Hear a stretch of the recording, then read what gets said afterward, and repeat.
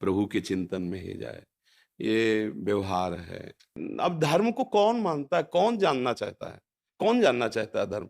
नए बच्चे, छोटे छोटे बच्चे आचरणहीन होते चले जा रहे हैं।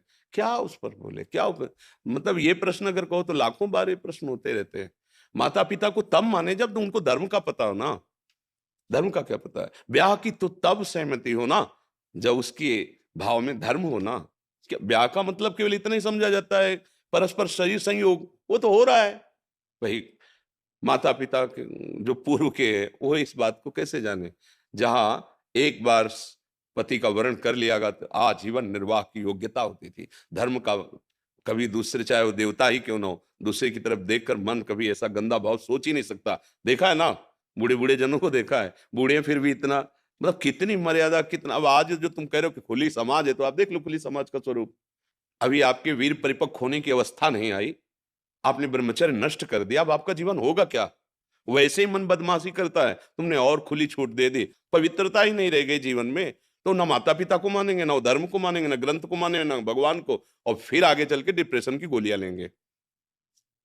क्योंकि धर्म तो धर्म है, जब तुम्हारा अधर्म आचरण है वो फलीभूत होगा तो तुम डिप्रेशन में पड़ जाओगे। ना कोई तुम्हें बचाने वाला मिलेगा, ना कोई समझाने वाला मिलेगा, पशु की तरह तुम्हारा जीवन व्यतीत हो जाएगा। अब जिसने 10 बच्चों से मित्रता की है वो पातिव्रत धर्म से रहेगी? जिसने 10 बच्चियों से मित्रता की है वो एक पत्नी व्रत रहेगा? अब हम तो मतलब कैसे बोले? कोई बच्चा बच्ची माता पिता के अनुशासन से युक्त होकर वर का वरण करने के लिए तैयार ही नहीं है। हम स्वतंत्र हैं, और फिर बच्चे छल कपट करते हैं। क्या माता पिता तुम्हें, जिन्होंने पाला पोसा है, वो तुम्हें सुंदर वर या सुंदर कन्या नहीं दिला देंगे? और उनकी थोड़ी सहमति लो, उनका भी तुम्हारे जीवन पे अधिकार है।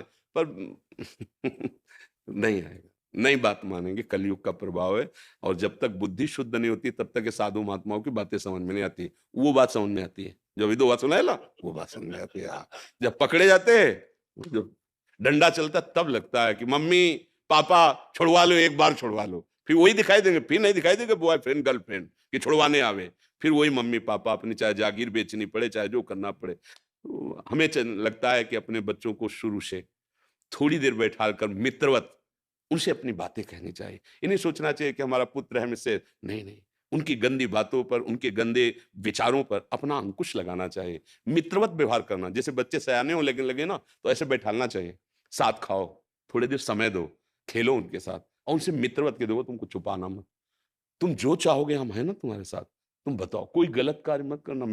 अगर तुम्हें ऐसा कुछ लगे मुझे बताना, मैं आगे खड़ा होऊंगा। तो उनको लगने लगेगा कि मेरे पापा मित्र भी हैं, मैं अपनी बात कोई नहीं छुपाऊंगा अपने पापा, वो समझ जाएगा। अब अपने लोग इतने मस्त रहते हो कि वो देख ही नहीं पाते कि उनका क्या चल रहा है। और जब वो ऐसे फंस जाते हैं तो ना आपसे बता सकते हैं ना समाज से बता, तो उनको रास्ता नजर नहीं आता, फिर वो मानसिकता में परेशान हो जाते हैं। तो ये ब्याह आदि की बातें तो तब समझ में आए जब धर्म की बात, और उसे कहा जाता है आज की नई समाज। मतलब जीवन को नष्ट कर देना।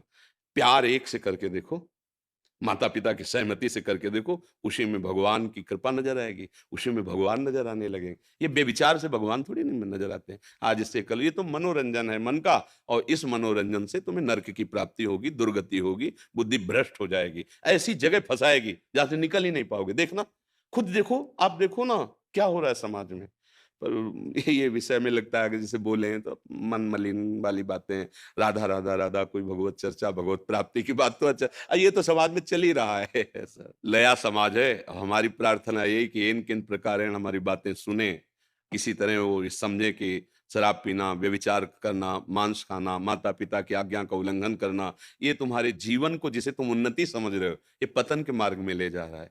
अब सच्ची कहते हैं, अब भले हो राक्षसी प्रवृत्ति को, कोई ऐसे ऐसे कलयुग का प्रभाव नहीं, कोई भी माता पिता जरूरत पड़े तो दिल काट के रख दे बच्चे के लिए। ऐसा ऐसा देखा गया है कि वो गरीब है, कर्जा लेकर के भी अपने बच्चे को पढ़ा रहा है, मेहनत कर, और वही बच्चे जब पढ़ लिख जाते हैं तो उनकी उनकी अवहेलना करते हैं। क्या पढ़ाई, पढ़ाई तो विनय दिख, विद्या विनयम ददाति। अगर विद्या जागृत तो विनय नम, कम से कम उस माता पिता से अपना तो हृदय भाव रखना चाहिए बच्चों को।